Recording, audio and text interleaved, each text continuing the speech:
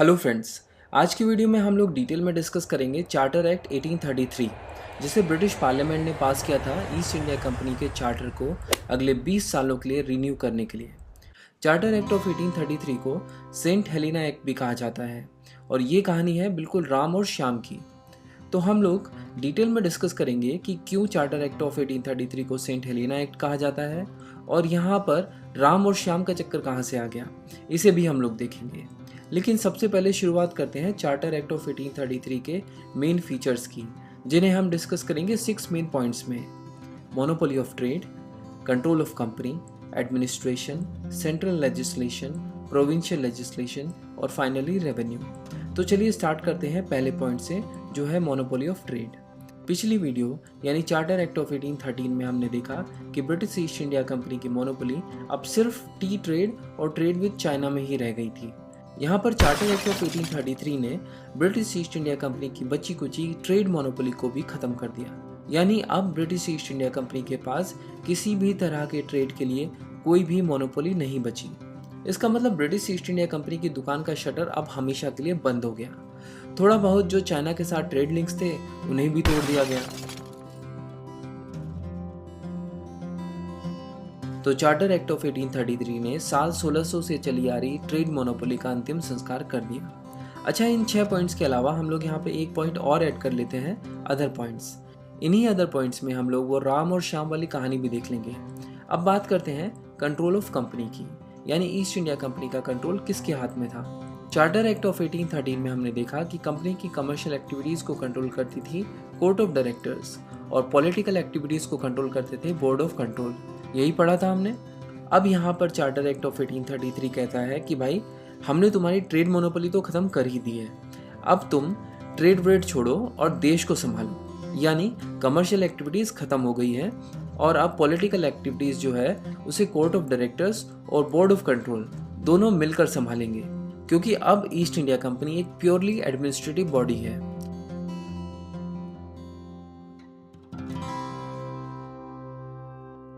Next point है administration.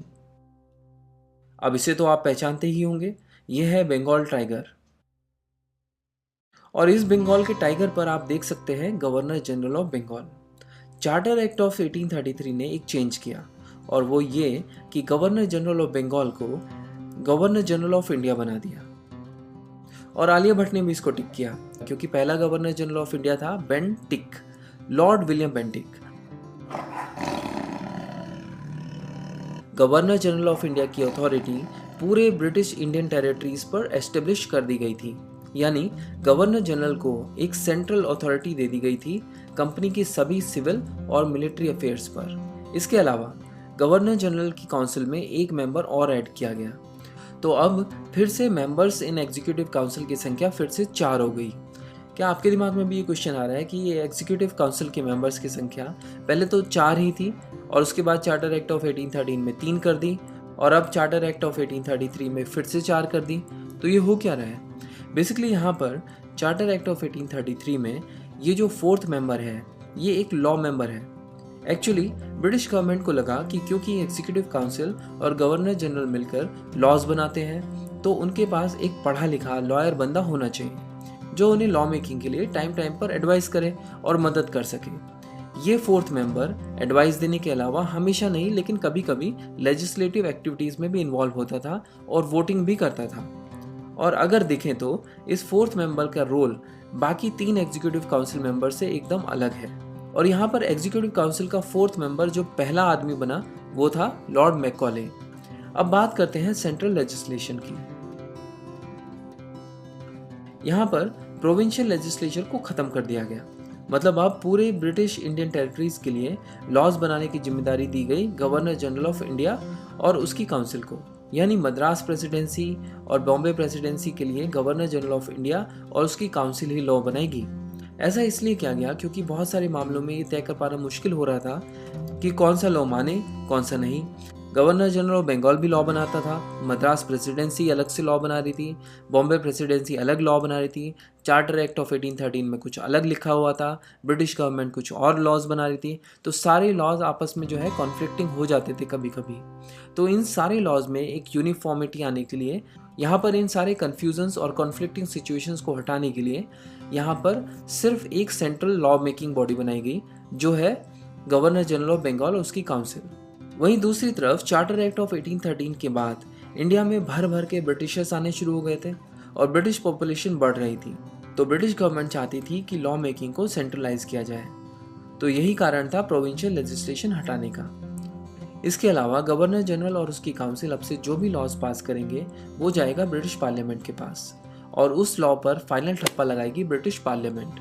तो इसीलिए ब्रिटिश पार्लियामेंट को भी पता रहेगा कि क्या क्या लॉज इंडिया में बन रहे हैं और वहाँ का कॉन्फ्लिक्ट भी खत्म हो जाएगा।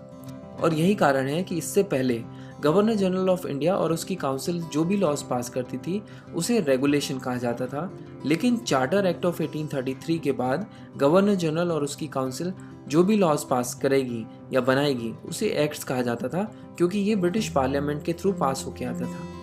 नेक्स्ट पॉइंट है प्रोविंशियल लेजिस्लेशन, जिसे हमने अभी देखा कि खत्म कर दिया गया था चार्टर एक्ट ऑफ 1833 में। तो अब से कोई भी प्रोविंशियल लेजिस्लेशन वैलिड नहीं है। जो भी लॉज हैं वो सब सेंट्रल लेवल पर गवर्नर जनरल और उसकी काउंसिल ही बनाएगी। अब चलते हैं रेवेन्यू पर। तो हमने चार्टर एक्ट ऑफ 1813 में देखा था कि कमर्शियल ट्रेड से जनरेट होने वाला रेवेन्यू और पॉलिटिकल मीन्स से जनरेट होने वाला रेवेन्यू दोनों को अलग अलग कर दिया गया था। बट अब चार्टर एक्ट ऑफ 1833 में कमर्शियल ट्रेड खत्म हो गया, तो अब ऑब्वियसली रेवेन्यू भी खत्म हो गया। तो रेवेन्यू का अब एक ही सोर्स है, वो है पॉलिटिकल। अब चलते हैं अदर इंपॉर्टेंट टॉपिक्स पर, जिसमें हमने कहा था कि हम यहाँ पर डिस्कस करेंगे कि चार्टर एक्ट ऑफ 1833 को सेंट हेलेना एक्ट क्यों कहा जाता है। तो सबसे पहले देखते हैं कि आखिर ये सेंट हेलेना है क्या। तो सेंट हेलेना बेसिकली एक बहुत ही छोटा आइलैंड है अफ्रीका और साउथ अमेरिका के बीच। इस आइलैंड का साइज है 16 किलोमीटर्स इंटू 8 किलोमीटर्स। ये इतना छोटा है कि अगर आप इसको श्रीलंका से भी कंपेयर करो तो श्रीलंका भी इससे 512 गुना बड़ा है, और यहाँ सिर्फ 4000 लोग ही रहते हैं। तो यहाँ एक बड़ा क्वेश्चन ये है कि यार हम तो इंडिया की मॉडर्न हिस्ट्री पढ़ रहे हैं, टॉपिक है चार्टर एक्ट ऑफ 1833, और अब तक तो सब कुछ ठीक चल रहा था। जो भी हम लोग टॉपिक्स कवर कर रहे थे उसमें हम यही सब कवर कर रहे थे कि इंडिया में कौन कौन से एडमिनिस्ट्रेटिव चेंजेस हुए। तो यहाँ पर अचानक से हम इंडिया से 10,000 किलोमीटर दूर इस पिद्दी से आइलैंड के बारे में बात क्यों करने लग गए। और बात तो करें तो ठीक है, लेकिन हम लोग कह रहे हैं कि चार्टर एक्ट ऑफ 1833 को सेंट हेलेना एक्ट ही कहा जाएगा, तो ये बात तो थोड़ी हजम नहीं होती, राइट। तो बेसिकली ये दोनों चाहे एक दूसरे से बिल्कुल अलग अलग ही दिख रहे हो, तो हो सकता है कि हमें पहली बार इन्हें देखने से इनमें कोई रिलेशन नहीं दिख रहा हो, लेकिन इनमें रिलेशन है। और अब नेक्स्ट 1 मिनट में आपको ये बिल्कुल क्लियर हो जाएगा। क्या है कि पहले टाइम में एशिया और यूरोप के बीच शिप से ट्रेवल करते थे, जिसमें कई कई हफ्ते लग जाते थे। तो सेंट हेलेना आइलैंड यहाँ पर बहुत काम आता था। एशिया से यूरोप जाने वाले शिप पहले सेंट हेलेना आइलैंड पहुंचते थे, वहां आराम करके हाथ मुंह धोकर फिर अपनी आगे की जर्नी पर निकल जाते थे। इसको सबसे पहले पोर्चुगीज लोगों ने ही ढूंढा, लेकिन 1659 में ब्रिटिश ईस्ट इंडिया कंपनी ने इसको अपने कब्जे में ले लिया और इस पर भी किले बनाने शुरू कर दिए। इसके बाद 1673 में डच ने इसको कैप्चर कर लिया, लेकिन कुछ ही महीनों में ईस्ट इंडिया कंपनी ने वापस से इसे अपने कब्जे में ले लिया और 1673 में ही चार्ल्स II ने ईस्ट इंडिया कंपनी को इस आइलैंड पर रहने और कब्जा रखने की फुल राइट्स दे दिए। सेंट हेलेना आइलैंड से जुड़ी हुई एक इम्पॉर्टेंट बात यह भी है कि 1815 में ब्रिटिशर्स ने नेपोलियन को भी यहीं पर बंदी बनाकर रखा था, और इसी आइलैंड पर 1821 में नेपोलियन की मृत्यु हो गई। तो बेसिकली हमें ये समझना चाहिए कि चार्टर एक्ट्स जो है वो इंडिया के लिए नहीं बनाए जा रहे थे, ये चार्टर एक्ट बनाए जा रहे थे ब्रिटिश ईस्ट इंडिया कंपनी के लिए। और क्योंकि चार्टर एक्ट ऑफ 1833 में जो पॉइंट हमने इस वीडियो में डिस्कस किए, उसके साथ साथ एक मेजर चेंज ये भी हुआ कि सेंट हेलेना आइलैंड को ईस्ट इंडिया कंपनी से वापस ले लिया। मतलब अब यहाँ पर ब्रिटिश क्राउन रूल चलेगा, ईस्ट इंडिया कंपनी का नहीं। इसीलिए चार्टर एक्ट ऑफ 1833 को सेंट हेलेना एक्ट भी कहा जाता है। इसके अलावा चार्टर एक्ट ऑफ 1833 में पहली बार लॉ कमीशन इंट्रोड्यूस किया गया और इसके चेयरमैन बने लॉर्ड मैकॉले। और ये तो आप जानते ही हैं कि एग्जीक्यूटिव काउंसिल के ये 4th मेंबर भी थे। इस लॉ कमीशन का काम था इंडियन लॉज को कोडिफाई करना। तो हमने चार्टर एक्ट ऑफ 1833 की पूरी डिटेल्स आप लोगों के साथ शेयर कर दी है। इसके साथ साथ चार्टर एक्ट ऑफ 1858 की वीडियो ऑलरेडी बुक्स तवा चैनल पर अपलोडेड है, और नीचे डिस्क्रिप्शन में आपको लिंक मिल जाएगा, आप उसे देख सकते हैं। बुक्स तवा चैनल पर हिस्ट्री के बहुत सारे टॉपिक्स पर वीडियोस अवेलेबल हैं और अपने व्यूज़ और सजेशंस कमेंट बॉक्स में लिखकर हमसे शेयर कर सकते हैं। अगर आपको ये वीडियो अच्छी लगी है तो इसे लाइक कीजिए, अपने दोस्तों के साथ शेयर कीजिए और ऐसे ही और वीडियोस को देखते रहने के लिए बुक्स तवा चैनल को सब्सक्राइब कीजिए। Thank you so much for watching books Tawa.